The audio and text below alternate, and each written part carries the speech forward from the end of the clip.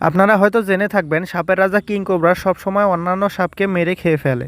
আর king কোবরার মতোই branded crate বা শাখামুখী সাপও অন্যান্য সাপকে মেরে খায়। কিন্তু যদি কিং কোবরা এবং ব্যান্ডেড ক্রেটের মধ্যে লড়াই হয় তাহলে কে জিতবে? দেখুন, এই দুটি সাপের মধ্যেই নিউরোটক্সিন ভেনাম আছে। তবে ব্যান্ডেড ক্রেটের নিউরোটক্সিন ভেনাম কিং কোবরার তুলনায় বেশি শক্তিশালী। কিন্তু কিং কোবরা 100 বলে এত পরিমাণ বিষ ঢালতে পারে যেটা একটা আফ্রিকান এলিফ্যান্টকেও মেরে ফেলতে সক্ষম। আর যেখানে একটা ব্যান্ডেড ক্রেট সর্বোচ্চ 5 থেকে 7 ফিট লম্বা হয়, সেখানে কিং কোবরা পৃথিবীর সবচেয়ে বড় বিষধর সাপ। এরা সর্বোচ্চ প্রায় 18 ফিট লম্বা হয়ে থাকে।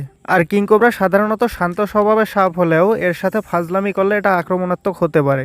অপরদিকে ব্যান্ডেড ক্রেটও খুবই লাজুক স্বভাবের হয় এবং মানুষের থেকে সবসময় দূরত্ব বজায় রাখে। আর এখনও পর্যন্ত ব্যান্ডেড ক্রেট কোনো মানুষকে কামড়ানোর রেকর্ড নেই। তবে এটার বিষ এতটাই মারাত্মক যে যদি কামড় দেয় মৃত্যু অবধারিত, আর এটার কোনো অ্যান্টিভেনামও নেই। এখন যদি বলি কিং কোবরা এবং ব্যান্ডেড ক্রেটের মধ্যে লড়াইয়ের কথা, তাহলে এদের মধ্যে লড়াই হলে কিং কোবরা ব্যান্ডেড ক্রেটকে মেরে খেয়ে ফেলবে। কারণ কিং কোবরা সবসময় অন্যান্য সাপকে খেয়ে জীবন ধারণ করে, আর গতি বা শক্তি কোনো দিক দিয়েই ব্যান্ডেড ক্রেট কিং কোবরার আশেপাশেও নেই। আর কিং কোবরার শরীরেও অন্যান্য সাপের বিষ কোনো কাজ করে না, তাই শাখামুখী সাপের রাজার কাছে নিছকই একটা খাবার আর কিছুই না। এরকমই আরও ইন্টারেস্টিং ভিডিও পেতে চ্যানেলটি সাবস্ক্রাইব করুন।